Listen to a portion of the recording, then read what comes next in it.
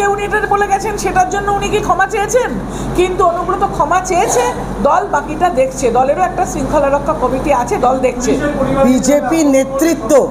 BJP নেতৃত্ব কিন্তু বরাবর মহিলাদের বিরুদ্ধে কথা বলেছে, দলও কোনো স্টেপ নেয়নি, কোনো দল স্টেপ নাই, তাদের দল স্টেপ নেয়নি, কোনো পদক্ষেপ নেয়নি।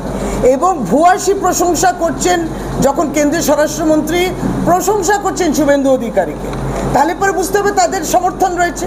কই তারা দলীয় নেতৃত্বকে বলছে না যে এরকম মহিলাদের সম্বন্ধে বলা উচিত নয়। আর আমরা যে সিঁদুর পরব, আমরা যে চুড়ি পরব, আমাদের মঙ্গলসূত্র, এইগুলো নিয়ে আপনারা দাম বাঁধবেন কেন? এটা কি অপমান নয়? আমরা কি প্রতীকী মাত্র? ভোট বাক্স নারী বিজেপির জন্যে আর প্রতীকী মাত্র, এরকম তো হতে পারে না। সম্মানটা কোথায়?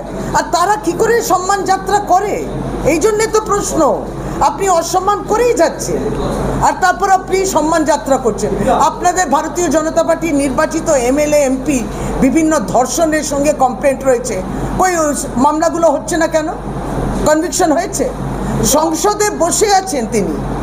আর আমাদের ভারতবর্ষের সোনা মেয়েদের যেভাবে অপমান করলেন, কেসটা কোথায় গিয়ে দাঁড়ালো? কোথায় সম্মান?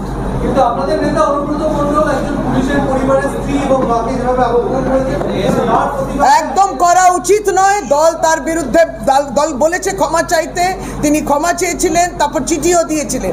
পুলিশ তদবির করছে, সব তো হচ্ছে। আমরা কি ভারতীয় জনতা পার্টির নেতৃত্ব যারা মহিলাদের অপমান করছেন, বারে বারে মাননীয় মুখ্যমন্ত্রীর নামে কুরুচিকর কথাবার্তা বলছেন, তাদেরকে ক্ষমা চাওয়া দেখতে চাই, দেখতে পারি? এই প্রশ্নটা ভারতীয় জনতা পার্টির কাছে করতে চাই, যে আমরা কি ওনাদের দেখতে পারি এইভাবে যে ওনারাও ক্ষমা চাইছেন?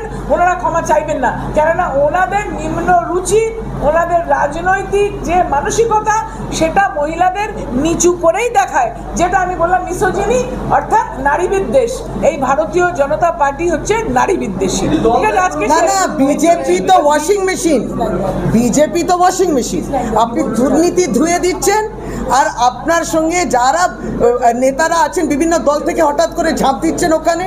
আপনারা যা ইচ্ছে তাই বলতে পারেন মহিলাদের সম্বন্ধে, সেখানেও ধুয়ে নিচ্ছেন। Washing machine. আর কোনো প্রশ্ন আছে কিনা আপনারা দেখুন।